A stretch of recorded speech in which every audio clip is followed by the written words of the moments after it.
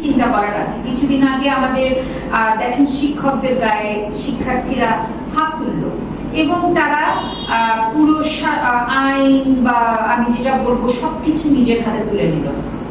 শিক্ষক যদি বড় হয়ে অন্যায় করে থাকেন, কোনো শিক্ষার্থীর অধিকার নেই গায়ে হাত তোলার। হ্যাঁ, প্রতিবাদ হতে পারে, আমি শিক্ষক তার কাজের জন্য বা ভুলের জন্য জবাবদিহি করতে বাধ্য, কিন্তু এই যে একটা এক্সাম্পল যে আমি চাইলে আমিও বড়দেরকে দেখিয়ে দিতে পারি, এটা কিন্তু সমাজে আমরা দেখলাম এটা ইতিবাচক কিনা। এইটাও এরকম সমাজের বহু এক্সাম্পল তো আমাদের পরিবারেও করতে পারি। সেই বিষয়ে কি করার আছে? তো বয়ঃসন্ধিকাল এমনিতেই একটা দারুণ একটা পরিবর্তনের সময়। এই জার্নিটাতে যতটা সম্ভব ঠান্ডা মাথায় অভিভাবক হিসেবে ওদের কথা গুরুত্ব দিয়ে শোনাটা জরুরি।